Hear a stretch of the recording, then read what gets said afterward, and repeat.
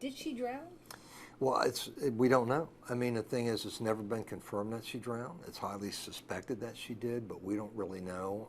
That's why, from the very beginning of this, we wanted to make sure that we did everything in our power to try to get to the bottom of it. And there's still some information out there that we don't have yet. And until we get that and feel comfortable with that time, we can't really make that determination anyway. That's something that's got to be done by the Dominican authorities. But I think it's important that we don't let go, that we do everything in our power to make sure that we follow this thing all the way to the end.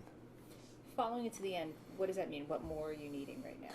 Well, there's some, as you know, we sent detectives down there. We were very busy with our detectives. We were getting information kind of third hand that was coming in, and it wasn't all that consistent. So I decided at that point, since she was a resident of Loudoun County, to send our own people down there to get it firsthand, talk with the Dominican authorities, talk with the people involved, see if we could get interviews with any of the witnesses, and do that in addition to what's going on with with the FBI being involved in this, and HSI and the Dominican authorities. It doesn't sound like that's common. Have you ever done that before, or you guys involved the office in an international investigation that way? Well, actually, I'm retired from the Drug Enforcement Administration. I served overseas on 3 different occasions. I served in Pakistan, I served in Korea, and I served in the Republic of Korea, and I served in Bangkok, Thailand. So I'm very familiar with how operations work in a foreign environment and the restrictions that we have when we're working with foreign counterparts, and the difficulties that we have in getting full access to information, but it's not our country, so they have, certainly they have sovereignty in their own country, so we have to work with that. Doing this interview today, why did you decide to do this interview? What is it that you really want people to know about what's going on? Well, number one, because you asked, and I think the public deserves to have an update on what's going on here, and I wish I had more information to provide. We're still waiting for some information with regards to any phone data, any other technology data that might be available out there, and some other reports that may have been done down there that we still don't have access to. All we know is what we get garnered from when we sent our people down there and them talking with the witnesses, with Dominican authorities, with the FBI, but there's still some things that are kind of outstanding that we haven't completed yet, and we'd like to complete before we actually come to any kind of a conclusion. And I don't even know that we actually will be able to do that. That was going to be my next question. I mean, do you think that the Dominican authorities are going to work with you all in getting answers to these questions? That's a tough call. I mean, we don't have anybody stationed down there. I mean, we have to work through our counterparts down there. So we have to work with the embassy down there. We have to work with the people, the Americans that are signed to the embassy, whether it's HSI, FBI, DEA, whoever the case is down there. Because when this first happened, we reached out immediately to our counterparts down there to work with the Dominican authorities, and that's what we have to do. We don't really have any jurisdiction outside of Loudoun County, but we do want to get to the bottom of it because she was a Loudoun County resident, her family lives here, and we want to make sure that we're not leaving any stone unturned. So let's walk me through your understanding of what happened, who said what, and when, how this all transpired. So March 6th is when we were aware of it. The father had gone to our Dulles station to make a report, and it's my understanding that I guess they arrived, she and her friends arrived from the University of Pittsburgh down there on Monday and Tuesday. I guess they were settling in. Wednesday went out Wednesday night, met with some people at the hotel bar, and then from there into the late night of Wednesday and into early Thursday morning, they went out to the beach. So there was a couple that went. There was Sudiksha and Joshua Rebay, and there was Sudikshas, one of her colleagues there, as well as a gentleman that went out. They left the beach earlier, so it left just Sudiksha and Joshua there on the beach very late at night. And we did have some video footage of them in the water, but other than that, we don't really have much more information. I mean, apparently it was around 5 a.m. around that time frame, if I recall correctly, that this issue, the concern happened with regards to her them being in rough water, and I know that he apparently stated he got sick and had come to the, to lay down and had fallen asleep. Now, so what happened with her along at that particular time? We're still waiting we still want to try to determine. I mean, we know he said that he saw that she was struggling, helped her out, but aside from that, I don't really know what happened. And so there's a gap in time from, the early morning hours till when he woke up a couple hours later, that we really don't know what happened. And trying to get witnesses. And the problem is too, it's a vacation spot, and you have people that are kind of in and out, and it's hard to figure out who was there at that time and what kind of witnesses you may have. And we've done everything that we could to try to do that, but it's, again, working in a foreign country when we don't have any legal authority is very, very difficult. So we have to work through the Dominican authorities. What are some concerns that you have with the way that the investigation was handled? The only concern I have is I just think there seemed to be early on a presumption that she had drowned, and I don't think that's fair to anybody to make that presumption, especially when you don't have all the facts. I think it's important that you have all the facts, and even then, even with all the facts, it may be difficult to make that call. Well, how did that change things? How did that change the investigation if there was that early presumption? Well, I think there was the early presumption of that, and I think that to me seems like for the Dominicans, because drownings are not infrequent down there, and what that does is it makes it easy for the foreign authorities to just say, okay, it was a drowning, let's move on. It's like, hey, wait a minute here, we don't know that. We're going to go that extra step. She's a resident of Loudoun County, and we're just not going to take your word for it. We're going to send somebody down, and we're going to do the best that we can to get the best information that we can, which is what we did. So I think that's the problem, is you don't want to just presume that, and you want to make sure that they're being watched. And I think the fact that this became a national story, that the fact that we sent our own people down there, it raised the profile of it, so they just couldn't wash it away. They actually had to do some work down there, and they knew that they were the Dominican authorities knew that they were under the microscope, not just by us, but by the national media, so I think that was important. So it sounds like you're saying that they really weren't investigating this early on. Well, I'm not saying that they weren't. I'm just saying it comes down to how much effort they're going to put into it, and I think the fact that we went down there, and the fact that we sent our own people, did our own investigation, did our own interviews down there, it kind of put them under the gun to pay better attention to what was going on, rather than just saying, okay, it's a drowning, let's move on. It's like, okay, well, now we've got people from the U.S. looking at us. We've got the FBI, we've got Homeland Security, we've got the Loudoun County Sheriff's detectives are down there. Oh, by the way, it's making national news here, and international news for that matter. So it's like, with all that being the case, it put them under the gun to be a little bit more conscientious about what they were doing. So you all left how many days after she was reported missing?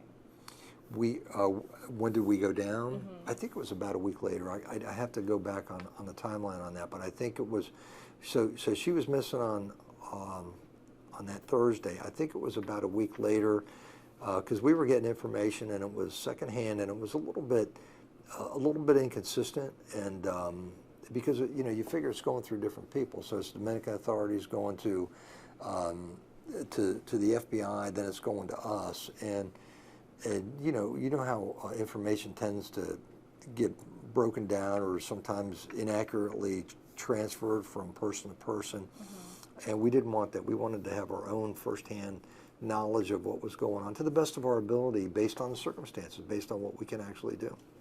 But it sounds like then, so there's at least a week of not the thorough investigation that you would conduct here. Well, the thing was, I think the FBI was doing what they could with the authorities down there, and I think HSI and because we had originally contacted HSI, and they started in, and I think we had some DEA contacts down there, and then the FBI got involved, and the FBI basically took over several days later as the point down there for this. Okay, so then our communications were directly with the FBI, but the FBI is still getting it secondhand. I mean, they're still getting it from Dominican authorities, you know, and so it was like, hey, wait a minute, let's just send our own people down there. Let's just go down there and find out what we can firsthand. I mean, we want to make sure, and we take every missing person very seriously here in Loudoun County. We want to make sure we're doing everything we can to work with the families and get these people back. This is no different, and we're going to do that whether it's somebody that's missing locally, regionally, or internationally. We're going to do the best that we can do to find who's missing. So before I ask you about your team on the ground, I want to backtrack a little bit. There was some early reporting of inconsistencies in Joshua's story. What were those inconsistencies? Well, I would say that it had to do with to me, it was when he got out of the water and what happened at that point. So he got out of the water, and I know he was at the time, you know, he was vomiting, and he laid down, and I understand that's when he fell asleep for a few hours. Okay, the question to me is like, well, what happened right when he got out of the water, and how, you know, did he see her? Did he help her? Did he see her walk away? These are the kinds of questions that still kind of I'm still not quite sure on exactly what he saw, what he did, and then communications with his roommate and who went back to the beach to pick up the belongings and all that. So there was a little bit of inconsistency, not a great deal, but a little bit that was kind of like, hey, you know, we need to nail this down a little bit better. So, I mean, he got sick and went to sleep. Did he have his alcohol tested? Was he drunk and passed out? Is that what happened on the beach here? I don't know. I mean, that's my assumption. I think that they had been drinking that night, and that's quite possible that was the case, that he had too much to drink, and that's what caused him to pass out. Yeah. You mentioned friends. Were the friends ever questioned? And in the same way as Joshua? I think the friend that he was with, I'd have to go back on this. It was my understanding that he was a little reluctant to be interviewed. I think his father went down, and I don't think they really wanted to cooperate much. I'm not saying they didn't cooperate at all. I think that there was a limitation to the amount of cooperation that they were going to give. Joshua seemed to be pretty cooperative, quite frankly. Even when we interviewed him, I think it was our detective, I think it was his attorney and his dad were in the room. So I think he was pretty forthright with what he told us, except for I'm still a little confused as to the way the story vacillated a little bit over time, but not to any great degree, but a little bit. So we still have our concerns and our questions. So did he say at first that he saw her after he went back on to the beach? That's what was my understanding. My understanding was he came out of the water originally. Okay, he came out of the water and he got sick and laid down. Then I think he stated that, well, he helped her. He saw she was struggling and he helped her, and that he helped her, and then he actually saw her starting to walk away, and that's when he laid down. So the question is with that, was that story evolving, or was that specific? I mean, I don't really know, and that's why it's important to us to go just beyond what he told us, but to try to get as much information as we can from whatever communications device he had, from his phone, from anybody else that may have had messages, phone messages, text messages. We still don't have that. Do you know, so she's missing, reported missing here, and then this is what triggers the international investigation. From then on, when was he questioned, and how was that done? Were there any interpretation issues with the question? I think he was questioned almost immediately by the Dominican authorities, and then I think after that, the FBI was involved in the questioning, and then I believe we were down there involved in the questioning. So I think it was a series, but it's not like this went on for any extended period of time. I mean, I think there was action that was taken pretty quickly. What about the resort itself? What do you know about the resort? Were the cameras working? I hear it's pretty popular. It's a popular resort. Yeah, we did see some camera footage. There may be more out there. That's what we're trying to find out. We still don't have everything. We'd like to have access to everything. It still hasn't. We haven't been able to get access to everything just yet. But you know, hopefully there's more footage out there that we can see. So this interview with your investigators, how did this go? You also said his attorney and his father were there as well. Yeah, I think they did pretty good. I think they went down there, and I think that was a pretty detailed interview. We had two of our very experienced detectives went down there, and they tracked it, you know, throughout the time that they met at the bar, you know, and from that time going to the beach and basically everything in between. I thought they did a pretty good job with their interview. Were they able to reveal anything new that you all didn't know before, or confirm something that was in question? Well, I think it clarified some things. I don't know that it was anything like earth-shattering, but I think it was information that was more detailed and better clarified than what we had been receiving. Okay. Sudikshas' parents, when you talked with them, at what point did they decide that they were going to now say, okay, this was a drowning? What do you think went into that decision? I think what went into that decision was just the stress and the grief, and the fact that in any of these things you want closure. Okay, so when I met with them, they were very happy of the fact that we were following through on this, and I think that the community that they're part of down there, the Indian community, was very happy that we were aggressively following through on this. But I think at some point they went down as well, and they met with the authorities down there, and I think just the sheer grief of what and you want to get closure to this, and you want your other, you know, Sudiksha's siblings to have some closure with this, and I think that was probably a motivator for them to try to just go ahead and accept the fact that she had drowned and have her declared deceased. Well, you know, he had asked me about that later on, not when I first met with them, but later on, and I told him I'm really not in a position to do that. I don't even know that I could do that. I think that's something that you know, if in fact she drowned and if in fact she's declared deceased, it would have to be the Dominican authorities, I think, to do that, because that's where it occurred.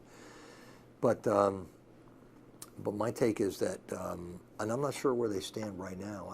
I haven't talked to them in quite a while, and I just know it's been just a traumatic. I mean, I can't imagine what they went through, honestly, and are still going through. And so I think they're trying to just deal with a lot of emotional stress on this, and I think in some ways it's to try to get closure and say, okay, we believe she drowned, but there's always that question because we don't, you know, there's some unanswered questions out there. So as long as there's unanswered questions, you can't really say definitively that that's in fact what happened.